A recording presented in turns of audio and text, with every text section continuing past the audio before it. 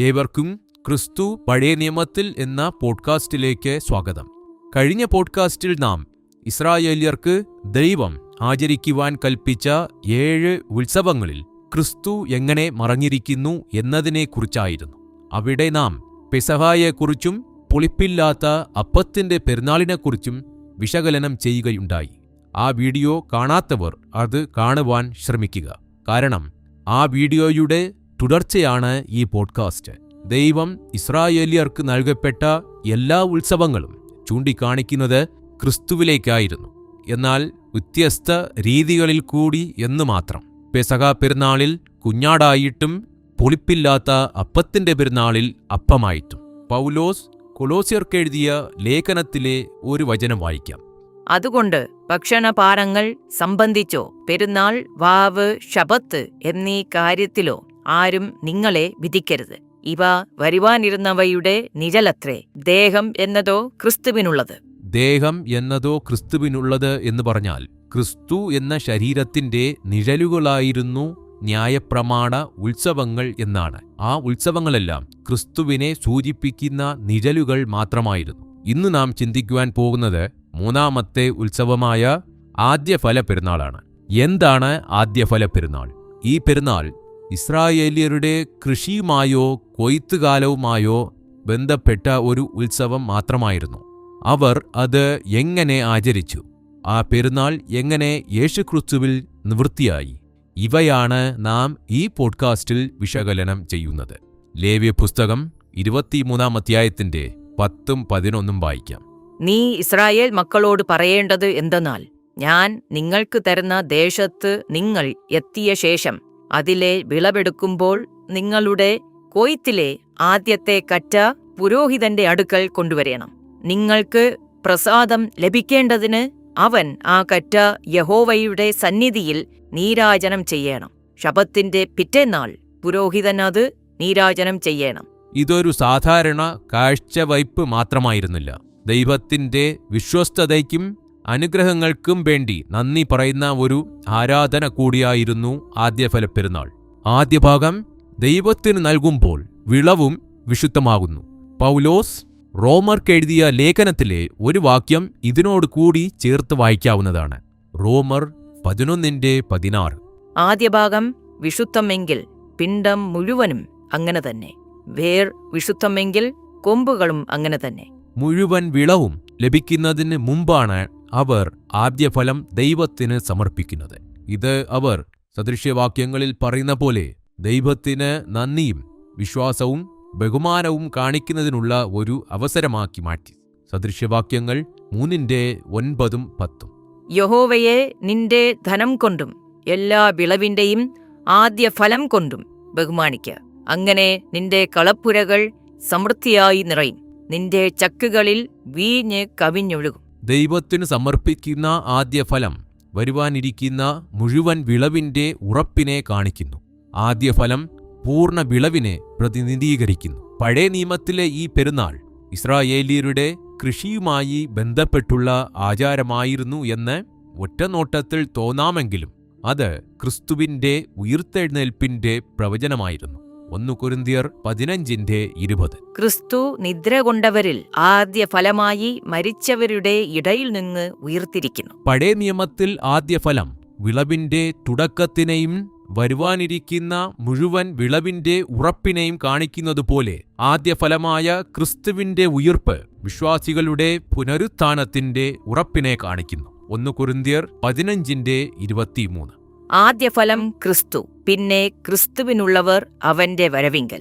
അതായത് ക്രിസ്തുവിന്റെ ഉയിർപ്പാണ് ആദ്യഫലം. യേശു ഉയിർത്തെഴുന്നേറ്റത് മറ്റുള്ളവരുടെ ഉയിർപ്പിനുള്ള ഉറപ്പാണ്.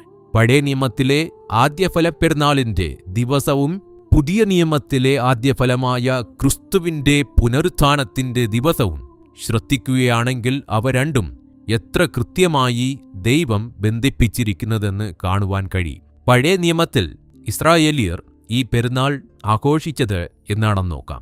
ലേവ്യപുസ്തകം 23:11. ശബത്തിന്റെ പിറ്റേന്നാൾ പുരോഹിതൻ അത് നീരാജനം ചെയ്യണം.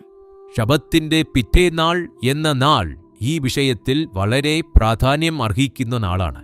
ഇനി ആദ്യഫലമായ ക്രിസ്തുവിന്റെ ഉയിർപ്പ് എന്നാണെന്ന് നോക്കാം. മത്തായി 28 അധ്യായത്തിലെ 1 മുതൽ 6 വരെയുള്ള വാക്യങ്ങൾ വായിക്കാം. ശബത്ത് കഴിഞ്ഞ് ആഴ്ചവട്ടത്തിന്റെ 1-ാം ദിവസം വെളുക്കുമ്പോൾ മഗ്ദലക്കാരത്തി മറിയയും മറ്റേ മറിയയും കല്ലറ കാൺമാൻ ചെന്നു. പെട്ടെന്ന് വലിയൊരു ഭൂകമ്പം ഉണ്ടായി. കർത്താവിന്റെ ദൂതൻ സ്വർഗ്ഗത്തിൽ നിന്നിറങ്ങി വന്ന് കല്ലുരുട്ടി നീക്കി അതിന്മേൽ ഇരുന്നിരുന്നു. അവന്റെ രൂപം മിന്നലിനെ ഒത്തതും അവന്റെ ഉടുപ്പ് ഹിമം പോലെ വെളുത്തതുമായിരുന്നു. കാവൽക്കാർ അവനെ കണ്ട് പേടിച്ച് വിറച്ച് മരിച്ചവരെ പോലെയായി. ദൂതൻ സ്ത്രീകളോട്, ഭയപ്പെടേണ്ട, ക്രൂശിക്കപ്പെട്ട യേശുവിനെ നിങ്ങൾ അന്വേഷിക്കുന്നു എന്ന് ഞാൻ അറിയുന്നു. അവൻ ഇവിടെയില്ല. താൻ പറഞ്ഞതുപോലെ ഉയിർത്തെഴുന്നേറ്റു. അവൻ കിടന്ന സ്ഥലം വന്നു കാൺമിൻ. മത്തായി എഴുതിയ സുവിശേഷത്തിൽ മാത്രമല്ല, മറ്റെല്ലാ സുവിശേഷങ്ങളിലും ശബത്തിന്റെ പിറ്റേന്നാൾ അഥവാ ആഴ്ചവട്ടത്തിന്റെ 1-ാം നാളാണ് ആദ്യഫലമായ ക്രിസ്തു ഉയിർത്തെഴുന്നേറ്റതെന്ന് രേഖപ്പെടുത്തപ്പെട്ടിരിക്കുന്നത്. 1 കൊരിന്ത്യർ 15:20 വായിക്കാം.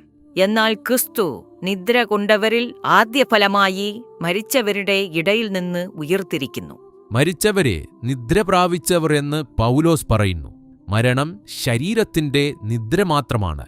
നിദ്ര മരണത്തിന്റെ പര്യായമായി വേദപുസ്തകത്തിൽ ഉപയോഗിച്ചിരിക്കുന്നതായി കാണുവാൻ കഴിയും. മരിച്ചവർ നിദ്രാവസ്ഥയിലാണ് എന്നുള്ളത് വേദപുസ്തകത്തിലെ അടിസ്ഥാനോപദേശങ്ങളിൽ ഒന്നാണ്. ഈ മൗനവാസത്തിൽ നിന്ന് അവർ എഴുന്നേൽക്കുന്നത് ലാസറിനെ ഉയിർപ്പിച്ച അതേ ശബ്ദം വീണ്ടും കേൾക്കുമ്പോൾ മാത്രമാണ്.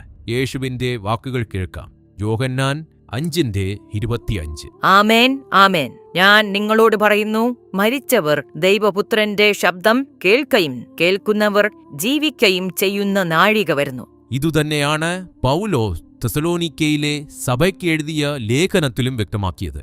1 തെസലോനിക്കർ 4-ാം അധ്യായത്തിന്റെ 16-17 വാക്യങ്ങൾ വായിക്കാം. കർത്താവ് താൻ ഗംഭീരനാദത്തോടും പ്രധാന ദൂതന്റെ ശബ്ദത്തോടും ദൈവത്തിന്റെ കാഹളത്തോടും കൂടെ സ്വർഗ്ഗത്തിൽ നിന്ന് ഇറങ്ങി വരികയും ക്രിസ്തുവിൽ മരിച്ചവർ മുമ്പേ ഉയിർത്തെഴുന്നേൽക്കുകയും ചെയ്യും. പിന്നെ ജീവനോടെ ശേഷിക്കുന്ന നാം അവരോടൊരുമിച്ച് ആകാശത്തിൽ കർത്താവിനെ എതിരേൽപ്പാൻ മേഘങ്ങളിൽ എടുക്കപ്പെടും. ഇങ്ങനെ നാം എപ്പോഴും കർത്താവിനോട് കൂടെയിരിക്കും. ക്രിസ്തുവിൽ മരണമടഞ്ഞവർ പുനരുത്ഥാനത്തിന്റെ പുതുപുലരിയെ പ്രതീക്ഷിച്ചുകൊണ്ട് നിദ്ര കൊള്ളുന്നവരാണ്. ക്രിസ്തു ഉയിർത്തെഴുന്നേറ്റപ്പോൾ മരണത്തിന്റെ മേൽ നമ്മുടെ ജയം ആരംഭിച്ചു. ആദ്യഫല പെരുന്നാൾ ഒരു പഴയ നിയമ ഉത്സവം മാത്രമല്ലായിരുന്നു. ക്രിസ്തുവിന്റെ ഉയിർത്തെഴുന്നേൽപ്പിൽ പൂർത്തിയായ ദൈവത്തിന്റെ മഹത്തായ പദ്ധതിയായിരുന്നു. കൊലോസ്യർ 3:3 മുതൽ 4 വരെയുള്ള വാക്യങ്ങൾ വായിക്കാം. നിങ്ങൾ മരിച്ച് നിങ്ങളുടെ ജീവൻ ക്രിസ്തുവിനോടുകൂടെ ദൈവത്തിൽ മറഞ്ഞിരിക്കുന്നു. നമ്മുടെ ജീവനായ ക്രിസ്തു വെളിപ്പെടുമ്പോൾ നിങ്ങളും അവനോടുകൂടെ തേജസ്സിൽ വെളിപ്പെടും. ഇതുവരെ നാം വായിച്ച വചനങ്ങളൊക്കെ കാണിക്കുന്നത് പഴയ നിയമത്തിൽ ദൈവം ഇസ്രായേല്യർക്ക് നൽകിയ ആദ്യഫല പെരുന്നാൾ ക്രിസ്തുവിൽ നിവൃത്തിയായി എന്നാണ്.